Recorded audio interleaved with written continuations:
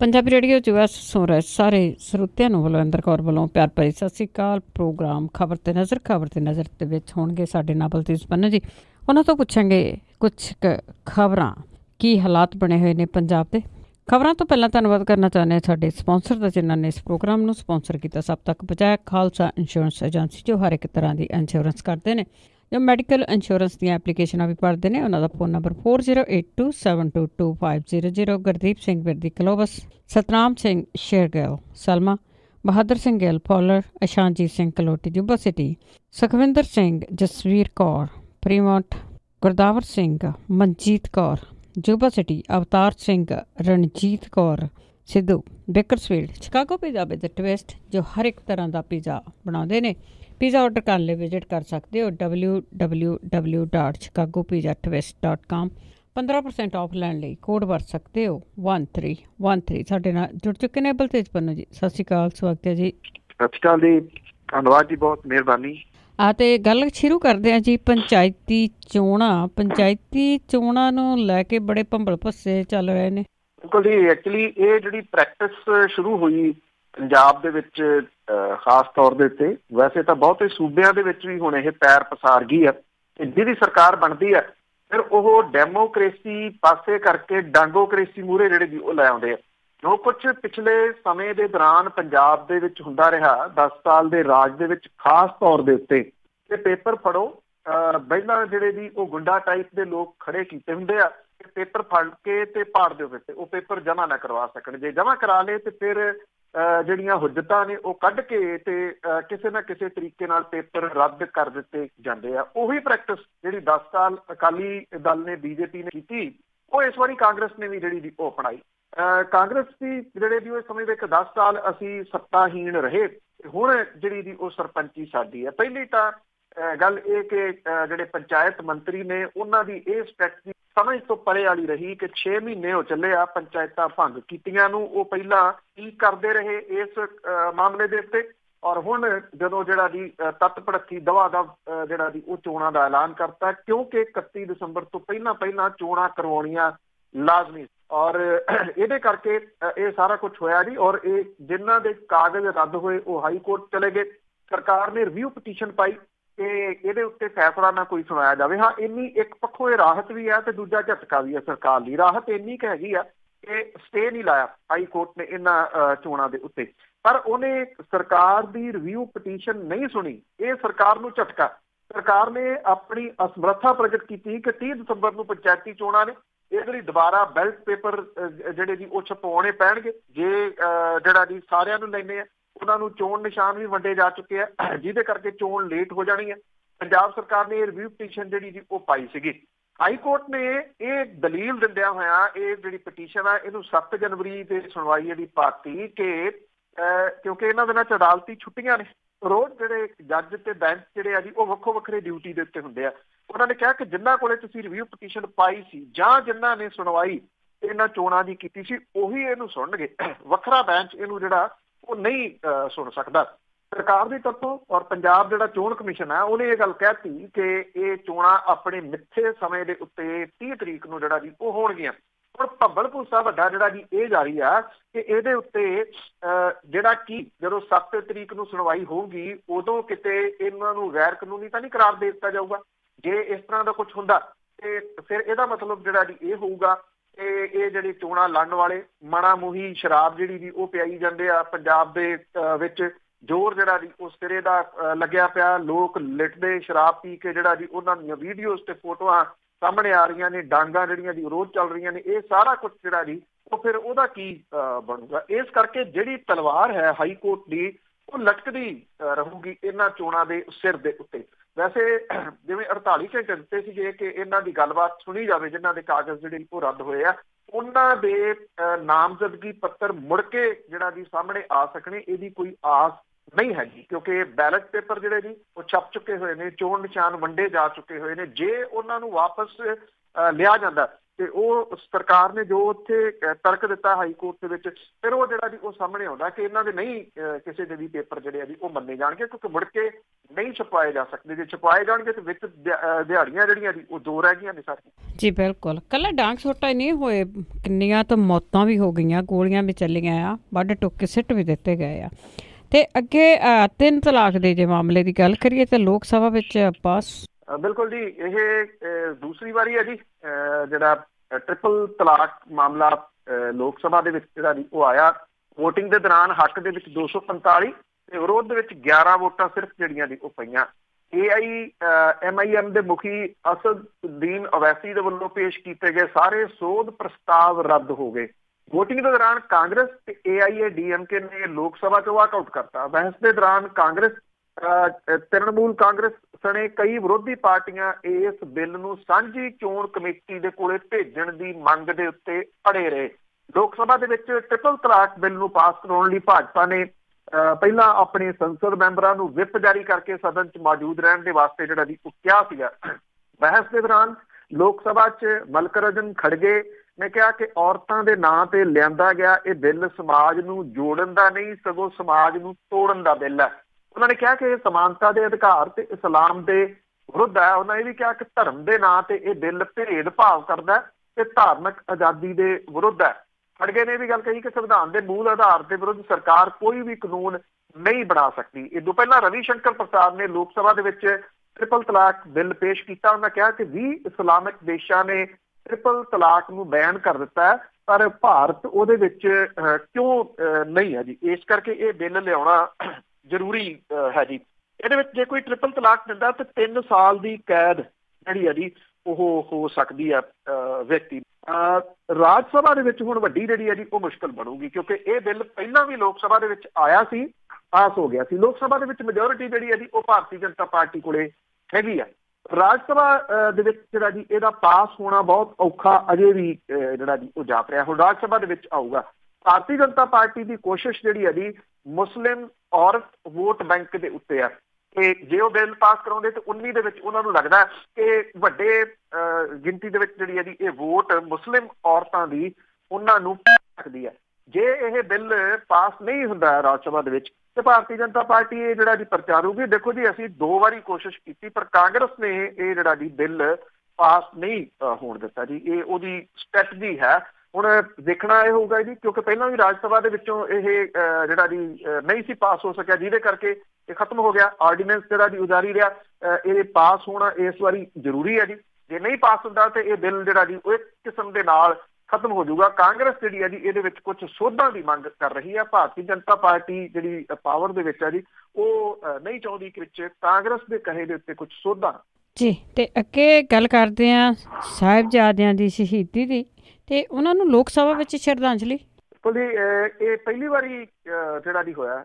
ਦੇਖੋ ਕਿ ਕਿੰਨਾ ਸਮਾਂ ਜਿਹੜਾ ਜੀ ਹੋ ਗਿਆ ਔਰ ਇਹ ਫਿਰ ਵੀ ਇਸ ਪੱਖੋਂ ਥੋੜਾ ਜਿਹੜਾ ਜੀ ਇਹ ਚੰਗਾ ਰਿਹਾ ਜੀ ਕਿ ਜਿਹੜੇ ਮੈਂਬਰ ਪਾਰਲੀਮੈਂਟ ਨੇ ਸੰਗਰੂਰ ਤੋਂ ਭਗਵੰਤ ਮਾਨ ਹੋਰਾਂ ਨੇ ਲਿਖਤੀ ਰੂਪ ਦੇ ਵਿੱਚ ਜਿਹੜਾ ਜੀ ਇੱਕ ਲੈਟਰ ਜਿਹੜੀ ਸੀ ਪਹਿਲਾਂ ਦਿੱਤੀ ਲੋਕ ਸਭਾ ਦੇ ਸਪੀਕਰ ਸੁਮਿਤਰਾ ਮਹਾਜਨ ਹੋਰਾਂ ਨੂੰ ਕਿ ਅੱਜ ਦਾ ਦਿਨ ਜਿਹੜਾ ਜੀ ਉਹ ਇਹਨਾਂ ਸਾਹਿਬਜ਼ਾਦਿਆਂ ਦੀ ਸ਼ਹੀਦੀ ਦਾ ਹੈ ਤੇ ਲੋਕ ਸਭਾ ਦੇ ਵਿੱਚ ਸ਼ਰਧਾਂਜਲੀ ਦਿੱਤੀ ਜਾਣੀ ਚਾਹੀਦੀ ਹੈ। ਜਿਹੜੇ ਸਪੀਕਰ ਨੇ ਉਹਨਾਂ ਨੇ ਇਹ ਗੱਲ ਆਖੀ ਕਿ ਇਹਨੂੰ ਉਹ ਆਪ ਹੀ ਜਿਹੜਾ ਜੀ ਲੋਕ ਸਭਾ ਦੇ ਵਿੱਚ ਲਿਆਉਣ ਇਹ ਮਤਾ ਭਗਵੰਤ ਮਾਨ ਹੋਰਾਂ ਨੂੰ ਜਿਹੜਾ ਉਹਨਾਂ ਨੇ ਕਿਹਾ ਉਹਨਾਂ ਨੇ ਲਿਆਂਦਾ। ਔਰ ਚੰਗੀ ਗੱਲ ਇਹ ਰਹੀ ਕਿ ਇਹਦੇ ਵਿੱਚ ਫਿਰ ਅਕਾਲੀ ਦਲ ਦੇ ਜਿਹੜੇ ਪ੍ਰੇਮ ਸਿੰਘ ਚੰਦੂਮਾਜਰਾ ਹੋਰੀ ਵੀ ਸ਼ਾਮਲ ਹੋ ਗਏ ਤੇ ਇਹਦੇ ਵਿੱਚ ਕਾਂਗਰਸ ਦੇ ਜਿਹੜੇ ਮੈਂਬਰ ਪਾਰਲੀਮੈਂਟ ਨੇ ਪੰਜਾਬ ਤੋਂ ਉਹ ਵੀ ਇਹਦੇ ਵਿੱਚ ਸ਼ਾਮਲ ਹੋ ਗਏ, ਕਿਉਂਕਿ ਲੋਕ ਸਭਾ ਦੇ ਵਿੱਚ ਰੌਲਾ ਰੱਪਾ ਬਹੁਤ ਪੈ ਰਿਹਾ ਸੀਗਾ। ਜਿਹੜੇ ਲੋਕ ਸਭਾ ਦੇ ਸਪੀਕਰ ਨੇ ਸੁਮਿਤਰਾ ਮਹਾਜਨ ਹੋਰਾਂ ਨੇ ਇਹ ਗੱਲ ਆਖੀ ਕਿ ਕੁਝ ਮਿੰਟਾਂ ਦੇ ਵਾਸਤੇ ਇਹ ਰੌਲਾ ਰੱਪਾ ਬੰਦ ਕੀਤਾ ਜਾਵੇ। ਉਹਨਾਂ ਨੇ ਕਿਹਾ ਕਿ ਇਹ ਜਿਹੜਾ ਸ਼ਰਧਾਂਜਲੀ ਹੈ ਇਹ ਕੋਈ ਸਿਰਫ ਸਿੱਖ ਕੌਮ ਦੇ ਨਾਲ ਰਿਲੇਟਡ ਨਹੀਂ ਬਲਕਿ ਦੁਨੀਆ ਭਰ ਦੇ ਵਿੱਚ ਜਿਹੜੇ ਬੈਠੇ ਲੋਕ ਇਨਸਾਫ ਪਸੰਦ ਨੇ ਉਹਨਾਂ ਦੇ ਵਾਸਤੇ ਹੈ ਕਿ ਛੋਟੇ ਬੱਚਿਆਂ ਨੇ ਜਿਹੜੀ ਸੀ ਉਹਨਾਂ ਦੀ ਕਿਵੇਂ ਕੁਰਬਾਨੀ ਔਰ ਉਹ ਖੁਦ ਉੱਠ ਕੇ ਜਿਹੜਾ ਵੀ ਉਹ ਖੜੇ ਹੋਏ ਔਰ ਸਮੁੱਚਾ ਜਿਹੜਾ ਸਦਨ ਸੀਗਾ ਉਹ ਵੀ ਉੱਠ ਕੇ ਖੜਾ ਹੋਇਆ। ਮਿੱਤਰਾ ਮਹਾਜਨ ਹੋਰਾਂ ਨੇ ਇਹ ਗੱਲ ਕਹੀ ਜੀ ਕਿ ਗੁਰੂ ਗੋਬਿੰਦ ਸਿੰਘ ਜੀ ਦੇ 4 ਸਾਹਿਬਜ਼ਾਦਿਆਂ ਦੀ ਸ਼ਹੀਦੀ ਨੂੰ ਕਦੀ ਭੁਲਾਇਆ ਨਹੀਂ ਜਿਹੜਾ ਜੀ ਉਹ ਜਾ ਸਕਦਾ। ਔਰ ਉਹਨਾਂ ਨੇ ਕਿਹਾ ਕਿ ਸਮੁੱਚਾ ਸਦਨ ਉੱਠ ਕੇ 2 ਮਿੰਟ ਦੇ ਵਾਸਤੇ ਮੌਨ ਧਾਰਨ ਕਰੇ। ਔਰ ਜਿਹੜਾ ਸਦਨ ਸੀਗਾ ਜੀ ਉਹ ਉੱਠਿਆ ਔਰ ਸਾਹਿਬਜ਼ਾਦਿਆਂ ਨੂੰ ਸਜਦਾ ਜਿਹੜਾ ਸੀ ਉਹ ਕੀਤਾ ਗਿਆ। ਕਾਂਗਰਸ ਦੀ ਰਣਜੀਤਾ ਰੰਜਨ ਨੇ ਮੰਗ ਕੀਤੀ ਕਿ ਸਾਹਿਬਜ਼ਾਦਿਆਂ ਦੀ ਸ਼ਹੀਦੀ ਨੂੰ ਸਮਰਪਿਤ ਸ਼ੋਕ ਸਭਾਵਾਂ ਮੁਲਕ ਭਰ ਦੇ ਵਿੱਚ ਕੀਤੀਆਂ ਜਾਣੀਆਂ ਚਾਹੀਦੀਆਂ ਨੇ। ਭਾਜਪਾ ਦੇ ਆਗੂ SS ਆਹਲੂਵਾਲੀਆ ਨੇ ਕਿਹਾ ਕਿ ਸਾਹਿਬਜ਼ਾਦਿਆਂ ਦੀ ਸ਼ਹੀਦੀ ਦੇ ਮੂਹਰੇ ਫਿਰ ਆਪਣੇ ਆਪ ਜਿਹੜਾ ਉਹ ਝੁਕਦਾ। ਜਦੋਂ ਇਹ ਜਿਹੜੀਆਂ ਸ਼ਰਧਾਂਜਲੀਆਂ ਦਿੱਤੀਆਂ ਜਾ ਰਹੀਆਂ ਸੀਗੀਆਂ ਤੇ ਸਦਨ ਦੇ ਵਿੱਚ ਉਹਨਾਂ ਦੱਸਿਆ ਕਿ ਕਾਂਗਰਸ ਤੇ ਅੰਨਾ DMK ਦੇ ਮੈਂਬਰ ਜਿਹੜੇ ਜੀ ਉਹ ਨਾਅਰੇਬਾਜ਼ੀ ਕਰ ਰਹੇ ਸੀਗੇ। ਪਰ ਜਦੋਂ ਇਹ ਮੌਨ ਧਾਰਨ ਕੀਤਾ ਗਿਆ ਤਾਂ ਉਦੋਂ ਜਿਹੜੀਆਂ ਸਮੁੱਚੀਆਂ ਪਾਰਟੀਆਂ ਸੀਗੀਆਂ ਜੀ ਸਾਰੀਆਂ ਨੇ ਇਹਦੇ ਵਿੱਚ ਹਿੱਸਾ ਲਿਆ ਜੀ। ਇਹ ਇਸ ਪੱਖੋਂ ਇਹ ਇੱਕ ਇਤਿਹਾਸਕ ਜਿਹੜਾ ਦੀ ਹੋ ਨਿਬੜਿਆ ਕਿ ਉਧਰੋਂ ਪਾਰਲੀਮੈਂਟ ਦਾ ਸੈਸ਼ਨ ਚੱਲ ਰਿਹਾ ਸੀ ਤੇ ਉਧਰੋਂ ਇਹ ਸ਼ਹੀਦੀ ਸਮਾਗਮ ਜਿਹੜੇ ਆ ਜੀ ਇੱਥੇ ਚੱਲ ਰਹੇ ਸੀ। ਸਭਾ ਕਿਹਾ ਜਾਂਦਾ, ਜੋੜ ਮੇਲ ਨੂੰ ਕਿਹਾ ਜਾਂਦਾ ਪੰਜਾਬ ਦੇ ਵਿੱਚ ਜੀ। ਤੇ ਹੁਣ ਤੁਸੀਂ ਜਿਸ ਤਰ੍ਹਾਂ ਸਭਾ ਦੀ ਗੱਲ ਕੀਤੀ, ਇਹਨੂੰ ਸਭਾ ਹੀ ਕਿਹਾ ਜਾਂਦਾ ਹੈ ਤੇ ਇਸ ਦਾ ਆਖਰੀ ਦਿਨ ਹੈ ਪਰ ਸਿਮਰਨਜੀਤ ਸਿੰਘ ਮਾਨ ਬਜਿੱਦ ਰਹੇ ਕਿ ਮੈਂ ਰੈਲੀ ਕਰਨੀ ਹੈ ਤੇ ਉੱਥੇ ਵਿਰੋਧ ਵੀ ਹੋਇਆ। ਦੇਖੋ ਜੀ ਇਹ ਐਕਚੁਅਲੀ ਇਹ ਹੈ ਜੀ ਕਿ ਇੱਕ ਤਾਂ ਜਿਹੜੀ ਠੰਡ ਹੈ ਉਹ ਜਿਵੇਂ ਪੁਰਾਣੇ ਬਜ਼ੁਰਗ ਕਹਿੰਦੇ ਹੁੰਦੇ ਆ ਵੀ ਜਿਹੜੀ ਠੰਡ ਜਾਂ ਮੀਂਹ, ਉਹ ਕਹਿੰਦਾ ਵੀ ਮੈਂ ਵੀ ਅੱਜ ਹੀ ਹਾਂ। ਇਸ ਤਰੀਕੇ ਦੇ ਨਾਲ ਠੰਡ ਜਿਹੜੀ ਜੀ ਉਹ ਪੈ ਰਹੀ ਹੈ ਇੱਥੇ ਪੰਜਾਬ ਦੇ ਵਿੱਚ। ਤੇ ਪਰ ਜਿਹੜੇ ਸੰਗਤ ਹੈ ਜਿਹੜੀ ਪਹੁੰਚਣ ਵਾਲੀ ਇਸ ਸਭਾ ਦੇ ਵਿੱਚ ਉਹਦੇ ਕੋਈ ਕਮੀ ਨਹੀਂ ਜਿਹੜੀ ਜੀ ਉਹ ਨਜ਼ਰ ਆ ਰਹੀ। ਉਸੇ ਤਰੀਕੇ ਨਾਲ ਬਹੁਤ ਵੱਡੀ ਗਿਣਤੀ ਦੇ ਵਿੱਚ ਲੋਕ ਜਿਹੜਾ ਜੀ ਇਸ ਠੰਡ ਦੇ ਮੌਸਮ ਦੇ ਵਿੱਚ ਜਿਹੜਾ ਜੀ ਵੱਡੀ ਗਿਣਤੀ ਦੇ ਵਿੱਚ ਸ੍ਰੀ ਫਤਿਹਗੜ੍ਹ ਸਾਹਿਬ ਪਹੁੰਚੇ ਹੋਏ ਆ। ਅੱਜ ਇਹ ਆਖਰੀ ਦਿਨ ਜਿਹੜਾ ਜੀ ਹੋਊਗਾ ਸਭਾ ਦਾ। ਇਹ 3 ਦਿਨ ਉਹ ਹੁੰਦੇ ਆ ਕਿ ਇਸ ਏਰੀਏ ਦੇ ਜਿਹੜੇ ਲੋਕ ਆ ਉਹ ਭੁੱਜੇ ਸੌਂਦੇ ਆ। ਇਹਨਾਂ 3 ਦਿਨਾਂ ਦੇ ਦੌਰਾਨ ਆਪਣੀ ਉਹ ਜਿਹੜੀ ਸ਼ਰਧਾ ਤੇ ਇਹਨਾਂ ਸ਼ਹੀਦਾਂ ਨੂੰ ਸ਼ਰਧਾਂਜਲੀ ਕੁਛ ਇਸ ਤਰੀਕੇ ਦੇ ਨਾਲ ਜਿਹੜਾ ਜੀ ਉਹ ਦਿੰਦੇ ਆ। ਇਹ ਬਹੁਤ ਪੁਰਾਣੀ ਪ੍ਰਥਾ ਜਿਹੜੀ ਉਹ ਚੱਲਦੀ ਆ ਰਹੀ ਹੈ। ਪਿਛਲੇ ਸਾਲਾਂ ਤੋਂ ਇੱਥੇ ਜਿਹੜੀਆਂ ਦੀ ਸਿਆਸੀ ਰੈਲੀਆਂ ਹੁੰਦੀਆਂ ਰਹੀਆਂ ਨੇ ਸਾਰੀਆਂ ਪਾਰਟੀਆਂ ਦੀਆਂ। ਪਿਛਲੇ ਕੁਛ 1-2 ਸਾਲਾਂ ਤੋਂ ਇਹ ਗੱਲ ਜਿਹੜੀ ਹੈ ਜੀ ਉਹ ਤੁਰਨ ਲੱਗੀ ਹੈ ਕਿ ਕਮ ਸੇ ਕਮ ਇਹ ਜਿਹੜੇ ਦਿਨ ਹੈ ਇਹਨੂੰ ਸਿਆਸਤ ਤੋਂ ਦੂਰ ਰੱਖਿਆ ਜਾਵੇ, ਸਿਆਸਤ ਤੋਂ ਪਾਸੇ ਰੱਖਿਆ ਜਾਵੇ। ਇਸ ਵਾਰੀ ਚੰਗੀ ਗੱਲ ਇਹ ਰਹੀ ਕਿ ਕੈਪਟਨ ਅਮਰਿੰਦਰ ਸਿੰਘ ਹੋਰਾਂ ਨੇ ਇਹਦੀ ਸ਼ੁਰੂਆਤ ਕੀਤੀ ਔਰ ਇਹ ਕਿਹਾ ਕਿ ਕਾਂਗਰਸ ਇੱਥੇ ਰੈਲੀ ਨਹੀਂ ਕਰੂਗੀ। ਉਹਨਾਂ ਬਾਕੀ ਪਾਰਟੀਆਂ ਨੂੰ ਅਪੀਲ ਕੀਤੀ ਕਿ ਉਹ ਵੀ ਕਮ ਸੇ ਕਮ ਇਸ ਸਭਾ ਦੇ ਉੱਤੇ ਜਿਹੜਾ ਜੀ ਆਪਣੀ ਸਿਆਸੀ ਰੈਲੀ ਨਾ ਕਰਨ। ਕੈਪਟਨ ਅਮਰਿੰਦਰ ਸਿੰਘ ਹੋਰਾਂ ਨੇ ਮੁੱਖ ਮੰਤਰੀ ਵਜੋਂ ਫਤਿਹਗੜ੍ਹ ਸਾਹਿਬ ਦੇ ਵਿੱਚ ਮੱਥਾ ਟੇਕਿਆ। ਉਹਨਾਂ ਦੀ ਜਿਹੜੀ ਅਪੀਲ ਸੀ ਉਹਨੇ ਵਰਕ ਵੀ ਕੀਤਾ। ਅਕਾਲੀ ਦਲ ਨੇ ਰੈਲੀ ਆਪਣੀ ਜਿਹੜੀ ਸੀ ਉਹ ਕੈਂਸਲ ਕੀਤੀ। ਆਮ ਆਦਮੀ ਪਾਰਟੀ ਨੇ ਰੈਲੀ ਜਿਹੜੀ ਉਹ ਨਾ ਕਰਤੀ। ਨਵਾਂ ਬਣਿਆ ਅਕਾਲੀ ਦਲ ਟਕਸਾਲੀ, ਉਹਨਾਂ ਨੇ ਵੀ ਕਿਹਾ ਕਿ ਉਹ ਰੈਲੀ ਇੱਥੇ ਨਹੀਂ ਕਰਨਗੇ। ਅਕਾਲੀ ਦਲ ਅੰਮ੍ਰਿਤਸਰ ਦੇ ਪ੍ਰਧਾਨ ਸਿਮਰਨਜੀਤ ਸਿੰਘ ਮਾਨ ਹੋਰੀ ਆਪਣੀ ਗੱਲ ਦੇ ਉੱਤੇ ਅੜੇ ਰਹੇ। ਇਹ ਕਿਹਾ ਕਿ ਉਹਨਾਂ ਨੇ ਰੈਲੀ ਕੈਂਸਲ ਨਹੀਂ ਕਰਨੀ, ਉਹ ਇੱਥੇ ਰੈਲੀ ਜਿਹੜੀ ਆ ਉਹ ਜ਼ਰੂਰ ਕਰਨਗੇ।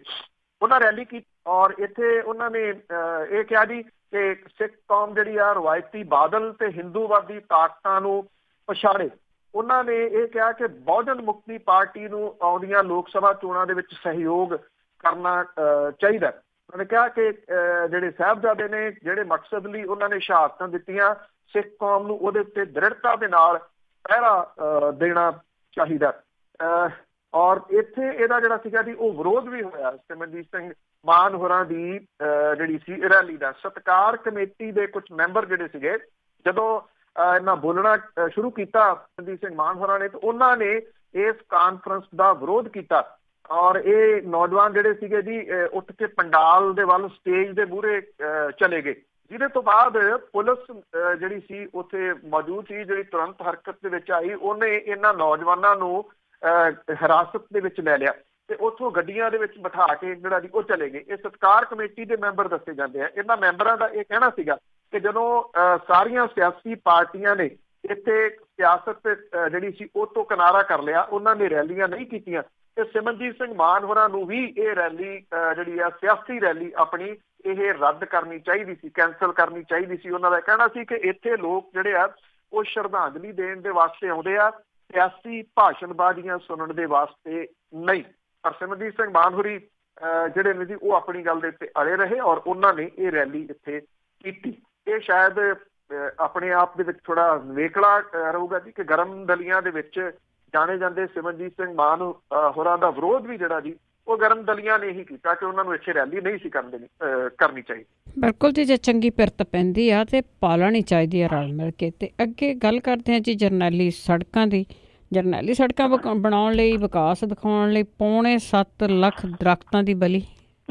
ਬਿਲਕੁਲ ਜੀ, ਇਹ ਪੰਜਾਬ ਦੀ ਧਰਤੀ ਨੂੰ ਵਿਕਾਸ ਦਾ ਮੁੱਲ ਜਿਹੜਾ ਜੀ ਇਹ ਦੇਣਾ ਪਿਆ। 10.25 ਲੱਖ ਦਰਖਤਾਂ ਦੀ ਬਲੀ ਜਿਹੜੀ ਹੈ ਜੀ ਉਹ ਤਾਰਨੀ ਪਈ ਹੈ। ਔਰ ਜਿਹੜੀਆਂ ਇਹ ਜਰਨੈਲੀ ਸੜਕਾਂ ਨੇ ਜੀ ਉਹ ਰੁੱਖਾਂ ਨੂੰ ਨਿਗਲ ਗਈਆਂ। 4 ਸਾਲਾਂ ਤੋਂ ਰੋਜ਼ ਤਕਰੀਬਨ 700 ਰੁੱਖਾਂ ਤੇ ਕੁਹਾੜਾ ਚੱਲਦਾ। ਵੱਡਾ ਕੁਹਾੜਾ ਜਰਨੈਲੀ ਸੜਕਾਂ ਦੀ ਲਿਸ਼ਕ ਪੁਸ਼ਕ ਲਈ ਚੱਲਿਆ, ਜਿਹਦੇ ਕਰਕੇ 7.25 ਲੱਖ ਰੁੱਖ ਜੜੋਂ ਉਖੜੇ ਆ।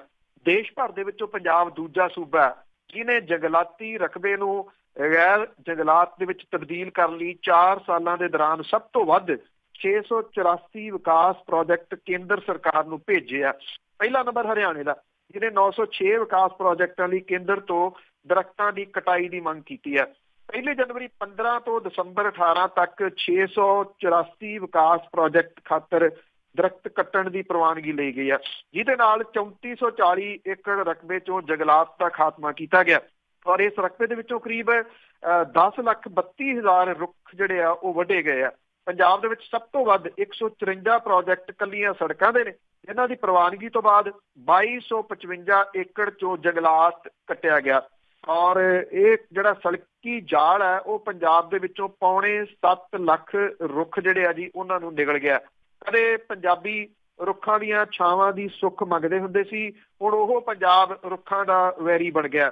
ਬਠਿੰਡਾ ਅੰਮ੍ਰਿਤਸਰ ਜਿਹੜੀ 4 ਮਾਰਗੀ ਸੜਕ ਬਣੀ ਆ ਉਹ ਤੋਂ ਕਰੀਬ 30,000 ਰੁੱਖ, ਪਾਣੀਪਤ ਜਲੰਧਰ ਸੜਕ ਤੋਂ 1,10,000 ਰੁੱਖ, ਬਠਿੰਡਾ ਵੀਰਪੁਰ ਸੜਕ ਤੋਂ 281 ਹੈਕਟੇਅਰ ਰਕਬੇ ਚੋਂ ਜੰਗਲਾਤ ਕੱਟਣੇ ਪਏ ਆ।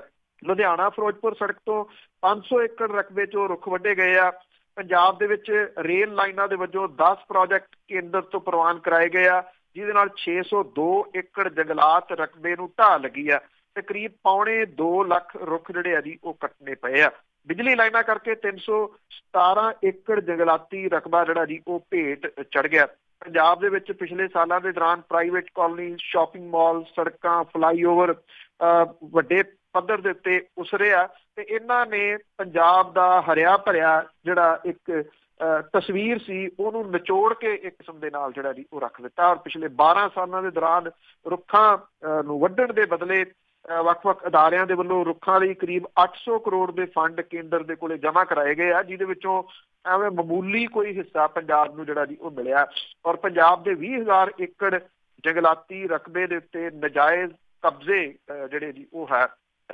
ਜਿਹੜਾ ਜੀ ਇਹ ਕਿਹਾ ਜਾ ਰਿਹਾ ਹੈ ਕਿ ਬੰਬਾਂ ਵਾਲੀਆਂ ਸੜਕਾਂ ਜਿਹੜੀਆਂ ਜੀ ਜਿਹੜੇ ਕਿਹਾ ਜਾਂਦਾ ਜਿਹਨਾਂ ਨੂੰ ਉਹ ਤਾਂ ਬਣ ਗਈਆਂ, ਪਰ ਕਿਸੇ ਨੇ ਇਹ ਨਾ ਸੋਚਿਆ ਕਿ ਬੰਬਾਂ ਵਾਲੀਆਂ ਸੜਕਾਂ ਦੇ ਕਰਕੇ ਜਿਹੜੇ ਮਨੁੱਖ ਨੂੰ ਆਕਸੀਜਨ ਦੇਣ ਵਾਲੇ ਜਿਹੜੇ ਬੂਟੇ ਸੀਗੇ ਉਹ ਕਿੰਨੇ ਇਹਦੇ ਵਿੱਚੋਂ ਜਿਹੜੇ ਜੀ ਉਹ ਪੁੱਟ ਦਿੱਤੇ ਗਏ। ਜਦੋਂ ਹੁਣ ਟੈਲੀਵਿਜ਼ਨ ਦੇ ਉੱਤੇ ਕਿਤੇ ਐਡਵਰਟਾਈਜ਼ਮੈਂਟ ਆਉਂਦੀ ਆ ਜਿਹੜੀ ਏਅਰ ਪਿਊਰੀਫਾਈ ਦੀ, ਤੇ ਹਵਾ ਜਿਹੜੀ ਹੈ ਸ਼ੁੱਧ ਰੱਖਣ ਦੇ ਵਾਸਤੇ ਆ ਮਸ਼ੀਨਾਂ ਜਿਹੜੀਆਂ ਜੀ ਉਹ ਲੈ ਲਓ ਤੁਸੀਂ ਮੋਟੇ ਪੈਸੇ ਜਿਹੜਾ ਜੀ ਉਹ ਖਰਚ ਕੇ, ਉਦੋਂ ਮੇਰਾ ਖਿਆਲ ਆਪਣੇ ਆਪ ਦੇ ਉੱਤੇ ਸ਼ਰਮ ਮਹਿਸੂਸ ਹੋਣ ਲੱਗ ਜਾਂਦੀ ਹੈ ਕਿ ਉਸ ਜਗ੍ਹਾ ਦੇ ਉੱਤੇ ਅਸੀਂ ਰਹਿ ਰਹੇ ਹਾਂ ਜਿਹੜਾ ਕਿਸੇ ਟਾਈਮ ਰੁੱਖਾਂ ਦੀ ਵਜ੍ਹਾ ਕਰਕੇ ਜਾਣਿਆ ਜਾਂਦਾ ਹੁੰਦਾ ਸੀਗਾ, ਤੇ ਉੱਥੇ ਹੁਣ ਹਵਾ ਦੀ ਸ਼ੁੱਧਤਾ ਦੇ ਵਾਸਤੇ ਮਸ਼ੀਨਾਂ ਵਿਕਣ ਲੱਗੀਆਂ। ਬਿਲਕੁਲ ਵੀ, ਪਰ ਪੰਜਾਬੀ ਜਿਹੜੀ ਆ ਵਾਤਾਵਰਨ ਦੀ ਬਹੁਤੀ ਜ਼ਿਆਦਾ ਕੇਅਰ ਨਹੀਂ ਕਰਦੇ ਕਿ ਅਸੀਂ ਵਾਤਾਵਰਨ ਸਾਫ਼ ਰੱਖੀਏ। ਤਾਂ ਅੱਗੇ ਖਾਲਿਸਤਾਨ ਲਿਬਰੇਸ਼ਨ ਫੋਰਸ ਦੀ ਜੇ ਗੱਲ ਕਰੀਏ, ਗ੍ਰਹਿ ਮੰਤਰਾਲੇ ਵੱਲੋਂ ਪਾਬੰਦੀਸ਼ੁਦਾ ਜਥੇਬੰਦੀ ਇਹਨੂੰ ਕਰਾਰ ਦਿੱਤਾ ਗਿਆ। ਬਿਲਕੁਲ, ਬੇਸ਼ੱਕ ਜਿਹੜੀਆਂ ਅਜਿਹੀਆਂ ਜਥੇਬੰਦੀਆਂ ਨੇ ਉਹਨਾਂ ਦੇ ਉੱਤੇ ਪੰਜਾਬ ਦੇ ਵਿੱਚ ਪਾਬੰਦੀ ਤਾਂ ਜਿਹੜੀ ਆ ਜੀ ਉਹ ਹੈਗੀ ਆ। 39 ਦੇ ਕਰੀਬ ਇਹ ਜਥੇਬੰਦੀਆਂ ਨੇ। Babbar Khalsa International Khalistan Commando Force, Khalistan Zindabad Force International Sikh Youth Federation, ਇਹ ਇਸ ਤਰ੍ਹਾਂ ਦੀਆਂ ਨੇ ਜਿਨ੍ਹਾਂ ਦੇ ਉੱਤੇ ਪਾਬੰਦੀ ਜਿਹੜੀ ਹੈ ਜੀ ਉਹ ਲੱਗੀ ਹੋਈ ਆ। ਜਿਹੜੀ ਹੁਣ ਗ੍ਰਹਿ ਮੰਤਰਾਲੇ ਨੇ ਖਾਲਿਸਤਾਨ ਲਿਬਰੇਸ਼ਨ ਫੋਰਸ ਦੇ ਉੱਤੇ ਜਿਹੜੀ ਪਾਬੰਦੀ ਲਾਈ ਆ ਔਰ ਨੋਟੀਫਿਕੇਸ਼ਨ ਜਾਰੀ ਕਰਕੇ ਇਹਨੂੰ ਦਹਿਸ਼ਤਗਰਦਾਂ ਦੀ ਸੂਚੀ ਦੇ ਵਿੱਚ ਸ਼ਾਮਲ ਜਿਹੜਾ ਜੀ ਉਹ ਕੀਤਾ ਗਿਆ।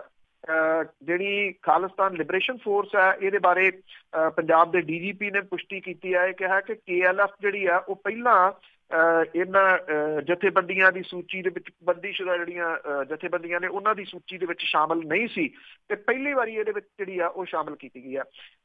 ਇਹ ਦੱਸਿਆ ਗਿਆ ਕਿ ਪੰਜਾਬ ਦੇ ਵਿੱਚ ਪਿਛਲੇ ਸਾਲਾਂ ਦੇ ਦੌਰਾਨ ਹੋਈਆਂ ਘਟਨਾਵਾਂ ਦੇ ਵਿੱਚ ਇਸ ਜਥੇਬੰਦੀ ਦੀ ਸ਼ਮੂਲੀਅਤ ਪਾਈ ਗਈ ਹੈ, ਔਰ ਲੰਬੇ ਸਮੇਂ ਤੋਂ ਰੱਖਿਆ ਤੇ ਖੁਫੀਆ ਏਜੰਸੀਆਂ ਜਿਹੜੀਆਂ ਨੇ ਉਹ ਖਾਲਿਸਤਾਨ ਲਿਬਰੇਸ਼ਨ ਫੋਰਸ ਦੀਆਂ ਗਤੀਵਿਧੀਆਂ ਦੇ ਉੱਤੇ ਤਿੱਖੀ ਨਿਗਾਹ ਉਹ ਰੱਖ ਰਹੀਆਂ ਸੀਗੀਆਂ।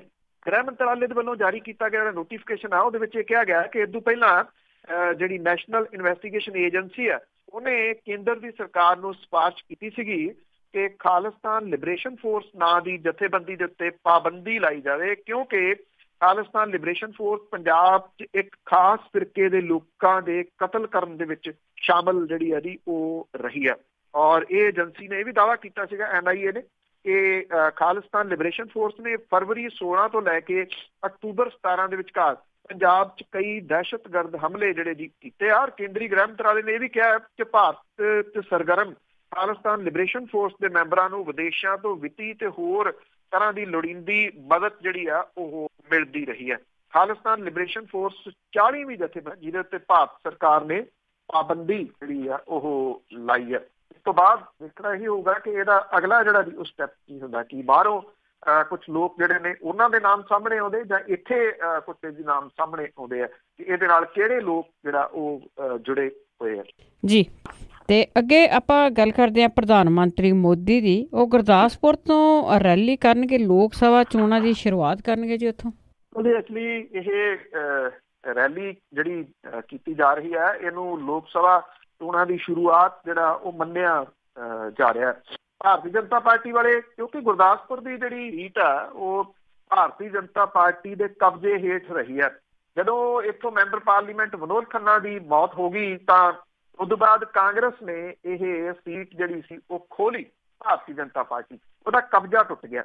ਇੱਥੋਂ ਫਿਰ ਦੁਬਾਰਾ ਜਿਹੜਾ ਜੀ ਉਹ ਸ਼ੁਰੂਆਤ ਕਰਨਾ ਚਾਹੁੰਦੀ ਹੈ ਲੋਕ ਸਭਾ ਚੋਣਾਂ ਦਾ। ਭਾਰਤੀ ਜਨਤਾ ਪਾਰਟੀ ਨੇ ਇਹਨੂੰ ਨਾਮ ਦਿੱਤਾ ਹੈ ਪ੍ਰਧਾਨ ਮੰਤਰੀ ਧੰਨਵਾਦ ਰੈਲੀ। ਉਹ ਇਹ ਦੱਸਣਾ ਚਾਹੁੰਦੇ ਆ ਕਿ ਜਿਹੜਾ ਕਰਤਾਰਪੁਰ ਦਾ ਲਾਂਘਾ ਉਹ ਪ੍ਰਧਾਨ ਮੰਤਰੀ ਨਰਿੰਦਰ ਮੋਦੀ ਹੋਰਾਂ ਦੀ ਵਜ੍ਹਾ ਕਰਕੇ ਜਿਹੜਾ ਜੀ ਉਹ ਮਿਲਿਆ, ਤੇ ਇਹਨੂੰ ਬਣਾਉਣਾ ਚਾਹੁੰਦੇ ਆ ਤਾਂ ਕਿ ਗੁਰਦਾਸਪੁਰ ਦੀ ਜਿਹੜੀ ਰਵਾਇਤੀ ਸੀਟ ਭਾਰਤੀ ਜਨਤਾ ਪਾਰਟੀ ਦੀ ਰਹੀ ਆ ਉਹਨੂੰ ਮੁੜ ਕੇ ਜਿਹੜਾ ਜੀ ਉਹ ਹਾਸਲ ਕੀਤਾ ਜਾ ਸਕੇ। ਪ੍ਰਧਾਨ ਮੰਤਰੀ ਨਰਿੰਦਰ ਮੋਦੀ ਹੋਰਾਂ ਦੀ ਇਹ ਰੈਲੀ ਜਿਹੜੀ ਇਹਦੀ ਲੋਕ ਸਭਾ ਚੋਣਾਂ ਦੀ ਸ਼ੁਰੂਆਤ ਦੇ ਵਜੋਂ ਇਹਨੂੰ ਜਾਣਿਆ ਜਾ ਰਿਹਾ।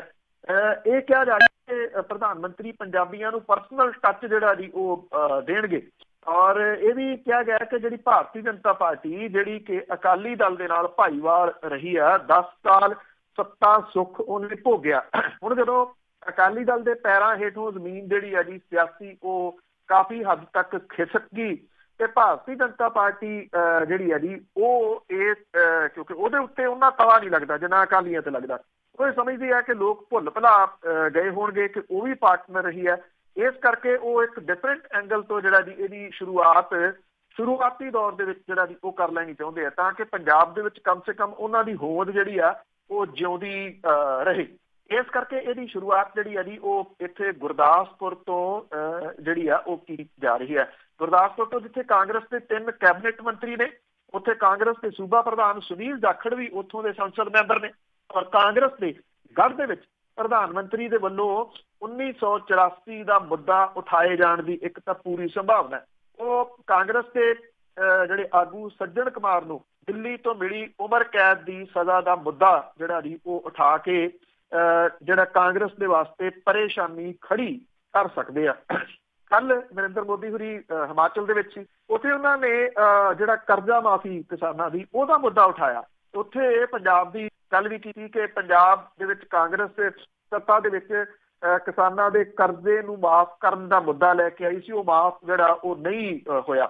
ਇਹ ਵੀ ਕਿਹਾ ਜਾ ਰਿਹਾ ਕਿਉਂਕਿ 1984 ਦੇ ਸਿੱਖ ਕਤਲੇਆਮ ਦੇ ਮਾਮਲੇ ਦੇ ਉੱਤੇ ਅਕਾਲੀ ਦਲ ਜਿਹੜਾ ਜੀ ਉਹ ਹਰ ਅਸੰਭਵ ਕੋਸ਼ਿਸ਼ ਜਿਹੜੀ ਆ ਜੀ ਉਹ ਕਰ ਰਿਹਾ ਕਿ ਕਿਸੇ ਤਰੀਕੇ ਦੇ ਨਾਲ ਉਹਦੇ ਪੈਰ ਧਰਾਵਾ ਪੰਜਾਬ ਦੀ ਸਿਆਸਤ ਦੇ ਵਿੱਚ ਹੋਵੇ। ਇਸ ਮੁੱਦੇ ਨੂੰ ਜਿਹੜਾ ਜੀ ਇੱਥੇ ਉਭਾਰਿਆ ਜਾ ਸਕਦਾ ਹੈ ਦੁਬਾਰਾ ਤੋਂ, ਔਰ ਜੇ ਪ੍ਰਧਾਨ ਮੰਤਰੀ ਉਭਾਰਨਗੇ ਤਾਂ ਬਿਨਾਂ ਕਿਸੇ ਸ਼ੱਕ ਦੇ ਨੈਸ਼ਨਲ ਪੱਧਰ ਦੇ ਉੱਤੇ ਇਹ ਜਿਹੜਾ ਜੀ ਉਹ ਉੱਠੂਗਾ। ਔਰ ਪ੍ਰਧਾਨ ਮੰਤਰੀ ਭਾਰਤੀ ਜਨਤਾ ਪਾਰਟੀ ਦੇ ਨਾਲ ਅਕਾਲੀ ਦਲ ਦੇ ਵੱਲੋਂ ਉਠਾਏ ਜਾ ਰਹੇ ਇਸ ਮੁੱਦੇ ਨੂੰ ਹਵਾ ਦੇ ਕੇ ਅਕਾਲੀ ਦਲ ਨੂੰ ਮੁੜ ਕੇ ਪੈਰਾਂ ਸਿਰ ਕਰਨ ਦੇ ਯਤਨ ਦੇ ਵਜੋਂ ਇਹ ਰੈਲੀ ਜਿੱਥੇ ਕਰ ਰਹੇ ਆ ਜੀ। ਦੇਖੋ ਕਿੰਨੀ ਕੁ ਕਾਮਯਾਬ ਹੁੰਦੀ ਆ। ਜਦੋਂ ਪਹਿਲਾਂ ਕੀਤੀ ਸੀਗੀ ਉਦੋਂ ਉਹਨਾਂ ਦੇ ਭਾਈਵਾਲ ਸੱਤਾ ਵਿੱਚ ਸੀਗੇ। ਤੇ ਇੱਕ ਹੋਰ ਅਜੀਬੋ ਗਰੀਬ ਕੇਸ ਹੋਇਆ ਜੀ, 16 ਸਾਲ ਕੇਸ ਲੜਿਆ ਗਿਆ ਤੇ ਉਸ ਦੇ ਵਿੱਚ 16 ਸਾਲਾਂ ਬਾਅਦ ਉਸ ਦੀ ਅਦਾਇਗੀ 10 ਰੁਪਏ ਮੁੜੇ ਗਏ। ਦਿੱਲੀ ਦਾ ਮਾਮਲਾ ਹੈ ਜੀ, 2002 ਦੇ ਵਿੱਚ 10 ਰੁਪਏ ਦੀ ਇੱਕ ਕੋਲਡ ਡਰਿੰਕ ਬੋਤਲ ਜਿਹੜੀ ਜੀ ਉਹ ਬੰਦੇ ਨੇ ਦੀ, ਤੇ ਉਹਦੇ ਵਿੱਚ ਜਿਹੜਾ ਗੁਟਕਾ ਜਿਹੜਾ ਇਹ ਖਾਂਦੇ ਆ ਜੀ, ਜਿਹੜਾ ਆਪਣੇ ਮੂੰਹ ਦੇ ਵਿੱਚ ਪਾਈ ਫਿਰਦੇ ਬਹੁਤ ਸਾਰੇ ਲੋਕ ਜਿਹੜੇ ਫਿਰਦੇ ਤੰਬਾਕੂ, ਉਹ ਨਿਕਲਿਆ ਇਹਦੇ ਵਿੱਚੋਂ ਕੁਝ ਦਾਣੇ ਉਹਦੇ ਨਿਕਲੇ। ਇਹ ਬੰਦੇ ਨੇ ਜਿਹੜੀ ਖਪਤਕਾਰ ਫੋਰਮ ਹੈ ਉਹਦੇ ਵਿੱਚ ਕੇਸ ਦਾਖਲ ਕਰਤਾ। ਇੱਕ ਵਕੀਲ ਨੇ 16 ਸਾਲਾਂ ਤੱਕ ਇਹ ਕੇਸ ਲੜਿਆ। ਹੁਣ ਖਪਤਕਾਰ ਫੋਰਮ ਤੋਂ ਫੈਸਲਾ ਜਿਹੜਾ ਜੀ ਆ ਗਿਆ 16 ਸਾਲਾਂ ਦੇ ਵਿੱਚ, ਔਰ ਫੋਰਮ ਨੇ ਇਹ ਕਿਹਾ ਕਿ ਖਪਤਕਾਰ ਨੂੰ ਉਹਦੇ 10 ਰੁਪਏ ਵਾਪਸ ਕੀਤੇ ਜਾਣ, ਨਾਲ ਹੀ 25,000 ਰੁਪਏ ਬਤੌਰ ਕੇਸ ਖਰਚ ਅਦਾ ਜਿਹੜੇ ਦੀ ਉਹ ਕਰਨੇ ਹੋਣਗੇ। ਦਿੱਲੀ ਦੇ ਪੱਛਮੀ ਬਿਹਾਰ ਦੇ ਇੰਦਰ ਇਨਕਲੇਵ ਦਾ ਰਹਿਣ ਵਾਲਾ ਈਸ਼ਵਰ ਕੁਮਾਰ ਮਲਹੋਤਰਾ ਨੇ ਇਹ ਜਿਹੜਾ ਜੀ ਪਟੀਸ਼ਨ ਦਾਖਲ ਕੀਤੀ ਸੀ। ਇਹਦੇ ਵਿੱਚ ਕਿਹਾ ਸੀਗਾ ਕਿ ਜੂਨ 2002 ਦੇ ਵਿੱਚ ਉਹਨੇ ਕੋਲਡ ਡਰਿੰਕ ਦੀਆਂ 4 ਬੋਤਲਾਂ ਖਰੀਦੀਆਂ। ਜਦੋਂ ਘਰ ਆ ਕੇ ਦੇਖਿਆ ਤਾਂ ਇੱਕ ਬੋਤਲ ਦੇ ਵਿੱਚ ਗੁਟਕਾ ਜਿਹੜਾ ਤੰਬਾਕੂ ਉਹ ਸੀਗਾ ਜੀ, ਔਰ ਉਹਦੀ ਸ਼ਿਕਾਇਤ ਦੁਕਾਨਦਾਰ ਨੂੰ ਕੀਤੀ। ਦੁਕਾਨਦਾਰ ਤੋਂ ਜਵਾਬ ਮਿਲਿਆ ਕਿ ਉਹਦਾ ਕੰਮ ਸਿਰਫ ਵੇਚਣ ਦਾ ਹੈ, ਉਹ ਕੋਲਡ ਡਰਿੰਕ ਬਣਾਉਂਦਾ ਨਹੀਂ। ਇਸ ਤੋਂ ਬਾਅਦ ਉਹਨੇ ਇਹ ਜਿਹੜੀ ਕੋਲਡ ਡਰਿੰਕ ਬਣਾਉਣ ਵਾਲੀ ਕੰਪਨੀ ਉਹਨੂੰ ਸ਼ਿਕਾਇਤ ਕੀਤੀ। ਕੰਪਨੀ ਦੇ ਨੁਮਾਇੰਦੇ ਨੇ ਉਹਨਾਂ ਦੇ ਘਰ ਆ ਕੇ ਬੋਤਲ ਦਾ ਨਿਰੀਖਣ ਕੀਤਾ। ਨੁਮਾਇੰਦੇ ਨੇ ਭਰੋਸਾ ਦਿਵਾਇਆ ਕਿ ਇਹਦੇ ਲਈ ਉਚਿਤ ਮੁਆਵਜ਼ਾ ਦਿੱਤਾ ਜਾਊਗਾ। ਕਈ ਦਿਨ ਲੰਘੇ, ਕੰਪਨੀ ਨੇ ਕੋਈ ਕਾਰਵਾਈ ਨਾ ਕੀਤੀ ਤਾਂ ਉਹ ਫਿਰ ਖਪਤਕਾਰ ਫੋਰਮ ਦੇ ਵਿੱਚ ਜਿਹੜਾ ਜੀ ਚਲੇ ਗਿਆ। ਕੰਪਨੀ ਨੇ ਜਿਹੜਾ ਜਵਾਬ ਉੱਥੇ ਦਿੱਤਾ ਕਿ ਉਹਨਾਂ ਦੇ ਪਲਾਂਟ ਦੇ ਵਿੱਚ ਸੁਰੱਖਿਆ ਮਾਪਦੰਡ ਜਿਹੜੇ ਆ ਜੀ ਉਹ ਪੂਰੇ ਤਰੀਕੇ ਨਾਲ ਉਹਨਾਂ ਦਾ ਪਾਲਣ ਕੀਤਾ ਜਾਂਦਾ। ਉਹ ਕਹਿੰਦੇ ਕਿ ਜਿਹਦੇ ਵਿੱਚ ਗੁਟਕਾ ਪਾਇਆ ਗਿਆ ਉਹਦੇ ਉੱਤੇ ਬੈਚ ਨੰਬਰ ਨਹੀਂਗਾ, ਇਹ ਨਹੀਂ ਪਤਾ ਕਿ ਇਹ ਬੋਤਲ ਕਿੱਥੇ ਜਿਹੜੀ ਆ ਜੀ ਉਹ ਬਣੀ ਆ। ਫੋਰਮ ਨੇ ਇਹ ਕਿਹਾ ਕਿ ਸੀਲਬੰਦ ਬੋਤਲ ਦੇ ਵਿੱਚ ਗੁਟਕਾ ਤਾਂ ਦਿਸ ਰਿਹਾ ਹੈ, ਲੈਬ ਟੈਸਟ ਕਰਾਉਣ ਦੀ ਜ਼ਰੂਰਤ ਨਹੀਂ ਰਹਿ ਜਾਂਦੀ, ਔਰ ਇਸ ਕੋਲਡ ਡਰਿੰਕ ਦਾ ਇਸਤੇਮਾਲ ਨਹੀਂ ਕੀਤਾ ਗਿਆ। ਮਾਨਸਿਕ ਜਾਂ ਸਰੀਰਕ ਤਸ਼ੱਦਦ ਲਈ ਮੁਆਵਜ਼ਾ ਨਹੀਂ ਜਿਹੜਾ ਜੀ ਉਹ ਦਿੱਤਾ ਜਾ ਸਕਦਾ। ਜਿਹੜਾ ਜਿਹਨੇ ਬੋਟਲ ਖਰੀਦੀ ਉਹਨੂੰ 16 ਸਾਲਾਂ ਬਾਅਦ 10 ਰੁਪਏ ਜਿਹੜੇ ਆ ਜੀ ਉਹ ਮਿਲਣਗੇ। ਤੇ ਜੇ ਇਹਦੇ ਵਿੱਚੋਂ ਕੋਈ ਕਮਾ ਗਿਆ ਤਾਂ ਸ਼ਾਇਦ ਉਹ ਵਕੀਲ ਹੈ ਜੀ, ਕਿਉਂਕਿ 25,000 ਰੁਪਇਆ ਜਿਹੜਾ ਜੀ ਬਤੌਰ ਕੇਸ ਦਾ ਜਿਹੜਾ ਜੀ ਉਹ ਅਦਾ ਕਰਨ ਦੇ ਹੁਕਮ ਦਿੱਤੇ ਆ।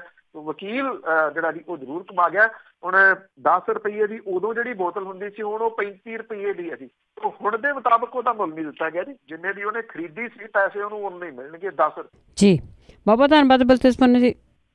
ਮਿਹਰਬਾਨੀ ਜੀ, ਧੰਨਵਾਦ ਤੁਹਾਡਾ। ਸਤਿ ਸ਼੍ਰੀ ਅਕਾਲ ਜੀ। ਤੇ ਸਰੋਤੇ ਸਨ ਬਲਤੇਜ ਪੰਨੂ ਜੋ ਸਾਡੇ ਨਾਲ ਜੁੜਦੇ ਨੇ, ਕਰਦੇ ਨੇ ਖਬਰਾਂ।